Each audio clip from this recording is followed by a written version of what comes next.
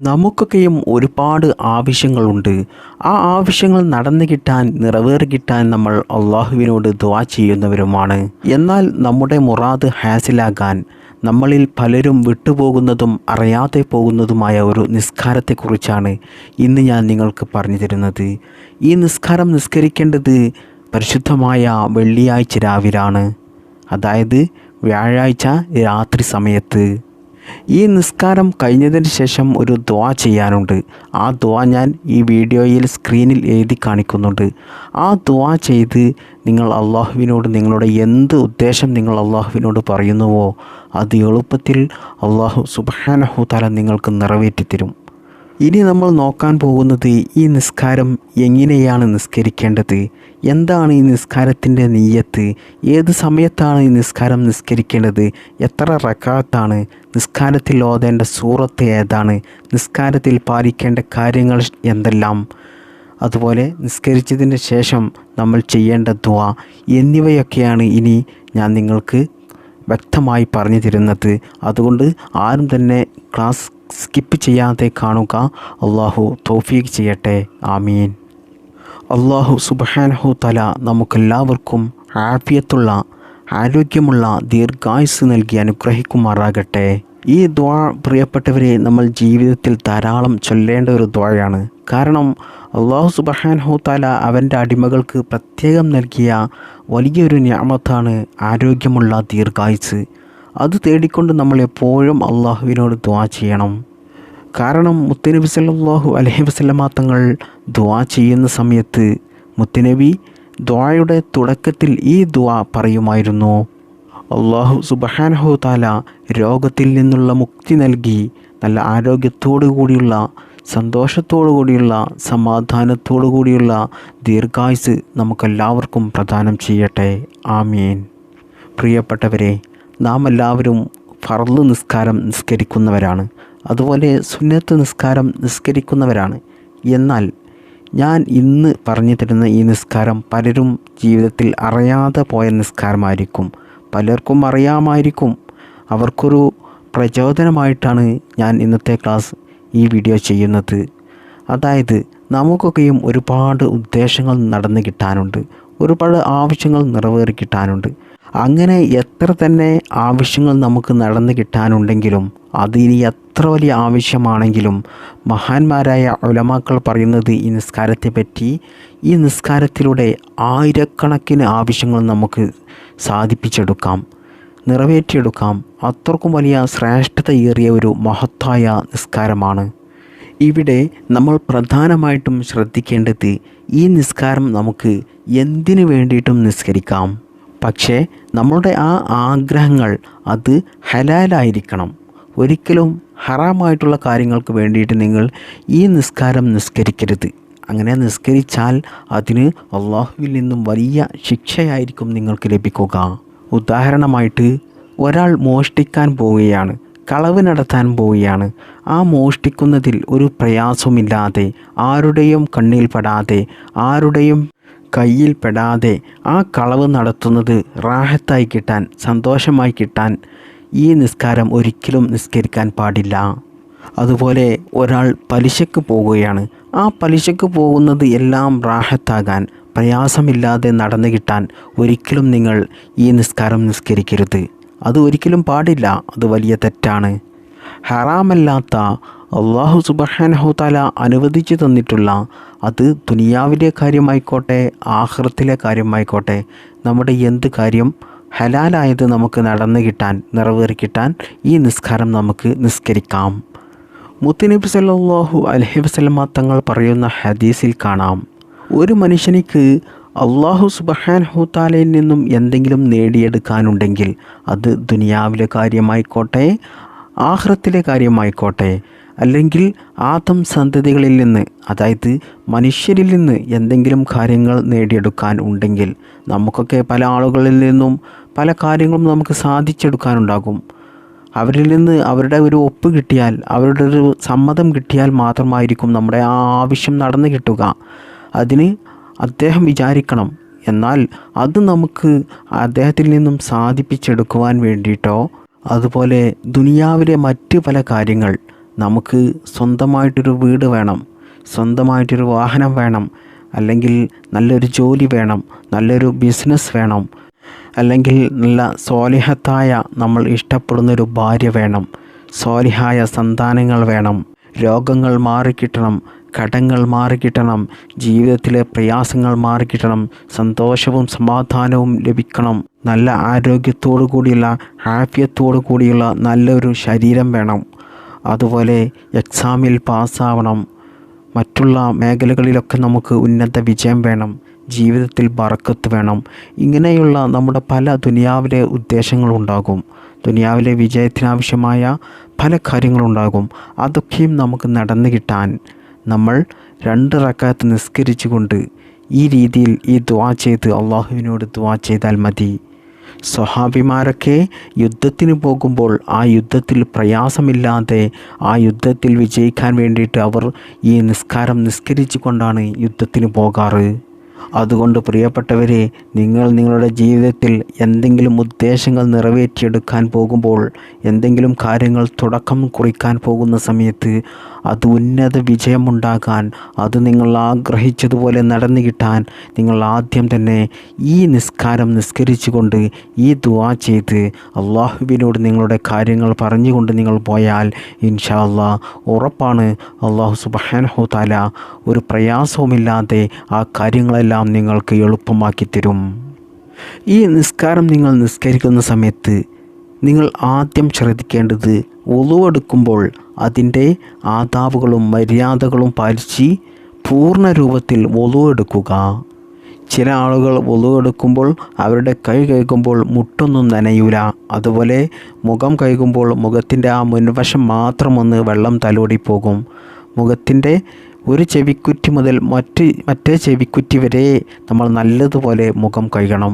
അതുപോലെ ചില ആളുകൾ കാല് കഴുകുമ്പോൾ മടമ്പിലൊന്നും വെള്ളം ചേർന്നിട്ടുണ്ടാകില്ല, വെള്ളം തട്ടിയിട്ട് പോലും ഉണ്ടാകില്ല. അങ്ങനെ വുളു എടുത്താൽ ആ വുളു ശരിയാകില്ല. അതുകൊണ്ട് തന്നെ നമ്മൾ നിസ്കരിക്കുന്ന ഈ നിസ്കാരവും അള്ളാഹു സ്വീകരിക്കുകയില്ല. അതുകൊണ്ട് വുളു ചെയ്യുമ്പോൾ അതിൻ്റെ പരിപൂർണ രൂപത്തിൽ അതിൻ്റെ എല്ലാ ആദാബുകളും പാലിച്ചുകൊണ്ട് നിങ്ങൾ വുളു എടുക്കുക. രണ്ടാമതായി നിങ്ങൾ ശ്രദ്ധിക്കേണ്ട കാര്യം, ഈ നിസ്കാരം നിസ്കരിക്കുന്ന സ്ഥലത്ത് മറ്റ് ശല്യങ്ങൾ ഒന്നും തന്നെ ഉണ്ടാകാൻ പാടില്ല. അതായത് നമ്മൾ നിസ്കരിക്കുന്ന സമയത്ത് ചിലപ്പോൾ നമ്മുടെ മക്കളൊക്കെ ഓടി വരും. അങ്ങനെ വന്നാൽ ആ നിസ്കാരത്തിൽ നമുക്കൊരു ജാഗ്രത കിട്ടില്ല, നമുക്ക് ആ നിസ്കാരത്തിലുള്ള ശ്രദ്ധ വരെ പോകും. അതുകൊണ്ടാണ് ഈ നിസ്കാരം നിസ്കരിക്കേണ്ടത് വെള്ളിയാഴ്ച രാവിൽ പാതിരാ സമയത്താണ്. ആരുടെയും ശല്യമുണ്ടാകില്ല, എല്ലാവരും ഉറങ്ങിക്കിടക്കുകയായിരിക്കും. ഒരു മഹാനോട് ഒരു മനുഷ്യൻ ചോദിച്ചു, ഇങ്ങനെയുള്ള നിസ്കാരം എപ്പോഴാണ് ഏറ്റവും നിസ്കരിക്കാൻ നല്ലത് എന്ന്. അപ്പോൾ ആ മഹാൻ പറയുകയാണ്, നിങ്ങൾ റബ്ബിനോട് ഏറ്റവും അടുത്ത സമയം ഏതാണോ ആ സമയത്താണ് നിസ്കരിക്കാൻ നല്ലത് എന്ന്. എല്ലാവരും ഉറങ്ങിക്കിടക്കുന്ന സമയത്ത്, പാതിരാ സമയത്ത് നമ്മൾ ചെയ്യുന്ന ഇബാദത്തുകൾ അള്ളാഹു സുബ്ഹാനഹു തആല എളുപ്പത്തിൽ സ്വീകരിക്കും. ആ സമയം നമ്മൾ അള്ളാഹുവിലേക്ക് അടുത്ത സമയമാണ്. കാരണം എല്ലാവരും ഉറങ്ങുന്ന സമയമാണ്. ആ സമയത്ത് നമ്മൾ ഉറക്കൊഴിച്ച് നമ്മൾ അള്ളാഹുവിന് വേണ്ടിയിട്ട് ഇബാദത്തെടുത്താൽ, ദുആ ചെയ്താൽ അള്ളാഹു എളുപ്പത്തിൽ അത് സ്വീകരിക്കും. അതുകൊണ്ട് ഈ നിസ്കാരം നിസ്കരിക്കേണ്ടത് വെള്ളിയാഴ്ച രാവിൽ പാതിരാ സമയത്താണ്. പിന്നീട് നമ്മൾ ശ്രദ്ധിക്കേണ്ടത്, നിസ്കരിക്കുന്ന സ്ഥലത്ത് നല്ല ശുദ്ധിയുണ്ടാകണം, വൃത്തിയുണ്ടാകണം. ശുദ്ധിയുള്ള സ്ഥലത്തായിരിക്കണം നിസ്കരിക്കേണ്ടത്. വൃത്തിയുള്ള വസ്ത്രം ധരിക്കണം. നമ്മൾ നല്ലതുപോലെ കുളിക്കണം. വലിയ അശുദ്ധിയുള്ള സ്ത്രീകൾക്കൊന്നും നിസ്കരിക്കാൻ പറ്റത്തില്ല. നിങ്ങൾ എന്ത് ചെയ്യുക, നിങ്ങൾ അശുദ്ധിയിൽ നിന്നും ശുദ്ധിയായതിന് ശേഷം നിങ്ങൾ ഈ കാര്യം ചെയ്താൽ മതി. ഇനി ഈ നിസ്കാരത്തിൽ വെക്കേണ്ട നിയ്യത്ത് ഞാൻ പറഞ്ഞു തരാം. നിങ്ങൾക്കറിയാവുന്ന ഭാഷയിൽ മലയാളത്തിൽ പറഞ്ഞാൽ മതി. അതായത് നിങ്ങളുടെ എന്ത് ഉദ്ദേശമാണോ നിങ്ങൾക്ക് നിറവേറിക്കിട്ടേണ്ടത് അത് നിങ്ങൾ മനസ്സിൽ കരുതിക്കൊണ്ട്, അള്ളാഹുവേ, എൻ്റെ ഈ ഉദ്ദേശം നടന്നു കിട്ടാൻ വേണ്ടിയിട്ട് 2 റക്അത്ത് സുന്നത്ത് നിസ്കാരം ഞാൻ ഖിബലയ്ക്ക് മുന്നിട്ട് നിനക്ക് വേണ്ടി ഞാൻ നിസ്കരിക്കുന്നു എന്ന് നിയ്യത്ത് വെച്ചുകൊണ്ട് നിങ്ങൾ തക്ബീർ കെട്ടുക. ആദ്യത്തെ റക്അത്തിൽ നിങ്ങൾ ഫാത്തിഹ ഓതിയതിൻ്റെ ശേഷം 10 പ്രാവശ്യം സൂറത്തുൽ കാഫിറൂൻ ഓതുക.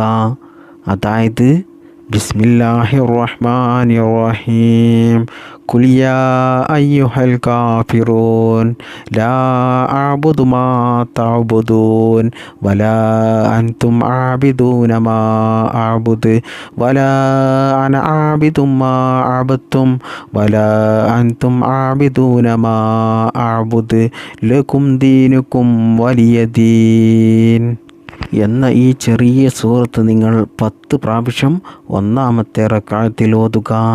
ഇനി രണ്ടാമത്തെ റക്അത്തിൽ ഫാത്തിഹയ്ക്ക് ശേഷം സൂറത്തുൽ ഇഖ്ലാസ് 10 പ്രാവശ്യം ഓതുക. അതായത് ബിസ്മില്ലാഹിർ റഹ്മാനിർ റഹീം ഖുൽ ഹുവല്ലാഹു അഹദ് അല്ലാഹു സമദ് ലം യലിദ് വലം യൂലദ് വലം യകുൽ ലഹു കുഫുവൻ അഹദ് എന്ന ഈ ചെറിയ ഈ സൂറത്ത് രണ്ടാമത്തെ റക്അത്തിൽ നിങ്ങൾ 10 പ്രാവശ്യം ഓതുക.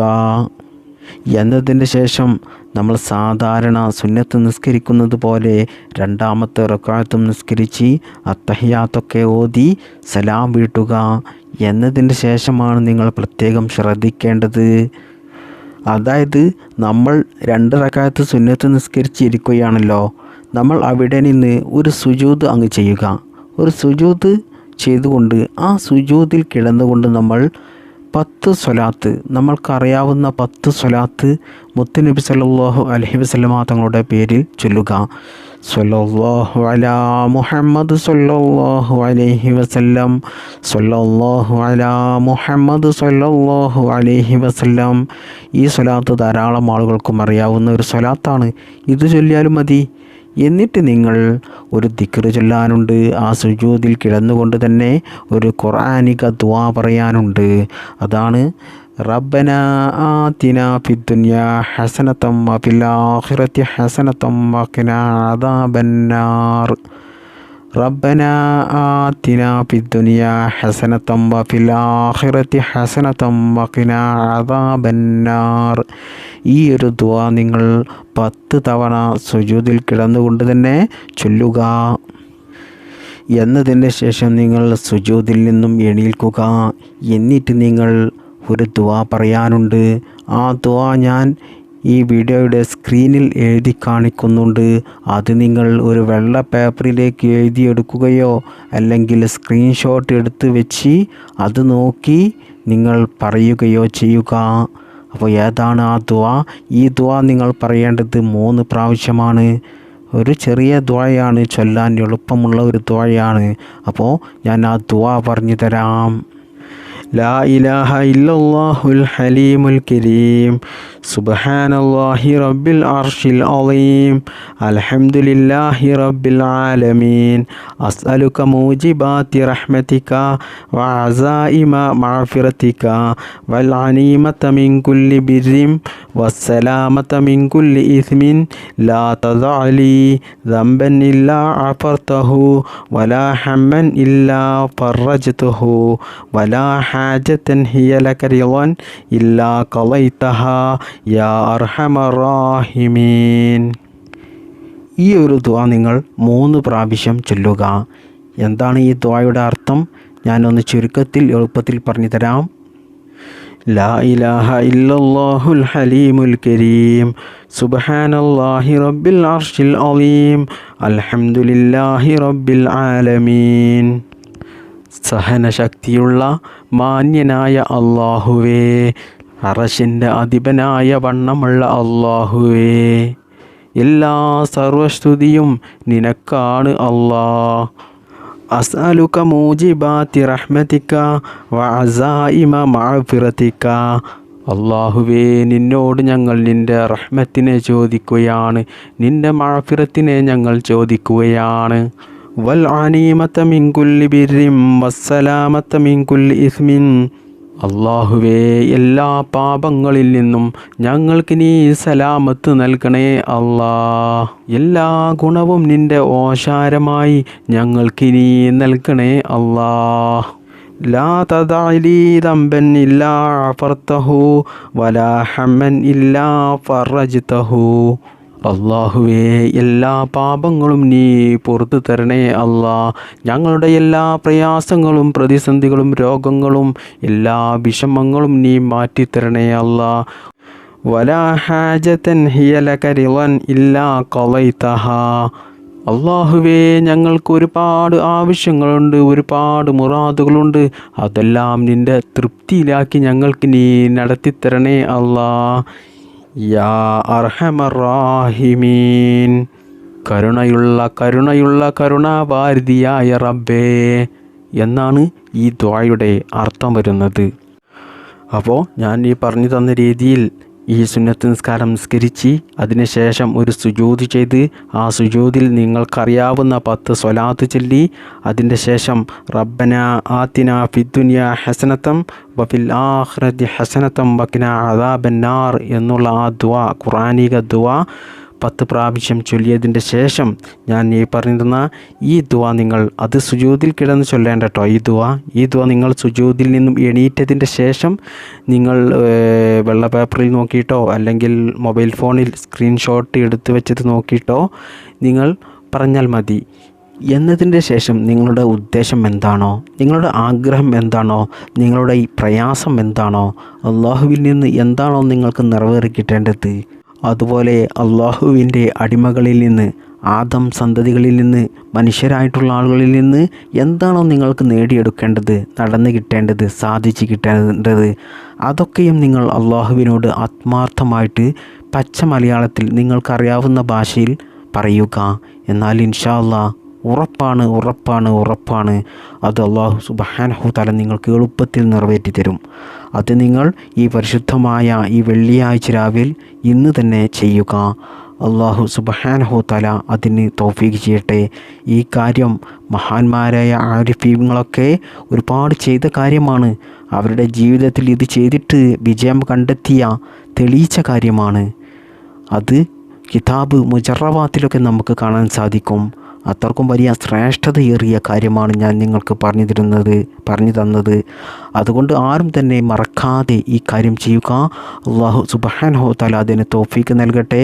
അല്ലാഹു നമ്മുടെ എല്ലാ പ്രയാസങ്ങളും, എല്ലാ പ്രതിസന്ധികളും, എല്ലാ പ്രശ്നങ്ങളും, എല്ലാ രോഗങ്ങളും ഈ പരിശുദ്ധമായ വെള്ളിയാഴ്ച രാവിൻ്റെ ബർക്കത്ത് കൊണ്ട് മാറ്റിത്തരട്ടെ. നമ്മുടെ ജീവിതത്തിൽ ഖൈറും ബർക്കത്തും സന്തോഷവും സമാധാനവും അല്ലാഹു പ്രദാനം ചെയ്യട്ടെ. മരിക്കുന്ന സമയത്ത് ഈ മാനോടുകൂടി മരിക്കുവാനും അല്ലാഹുവിൻ്റെ പരിശുദ്ധമായ സ്വർഗത്തിൽ നമുക്കെല്ലാവർക്കും മുത്തുനബിയുടെ കൂടെ ഒരുമിച്ച് കൂടുവാനും അല്ലാഹു തൗഫീഖ് നൽകട്ടെ. ആമീൻ യാ റബ്ബൽ ആലമീൻ. ബിഫളലി സ്വല്ലല്ലാഹു അലാ മുഹമ്മദ് സ്വല്ലല്ലാഹു അലൈഹി വസല്ലം സ്വല്ലല്ലാഹു അലാ മുഹമ്മദ് സ്വല്ലല്ലാഹു അലൈഹി വസല്ലം സ്വല്ലല്ലാഹു അലാ മുഹമ്മദ് സ്വല്ലല്ലാഹു അലൈഹി വസല്ലം. അല്ലാഹുമ്മ സ്വല്ലി അലാ മുഹമ്മദ് യാ റബ്ബി സ്വല്ലി അലൈഹി വസല്ലിം. അസ്സലാമു അലൈക്കും വറഹ്മത്തുള്ളാഹി വബറകാതുഹു.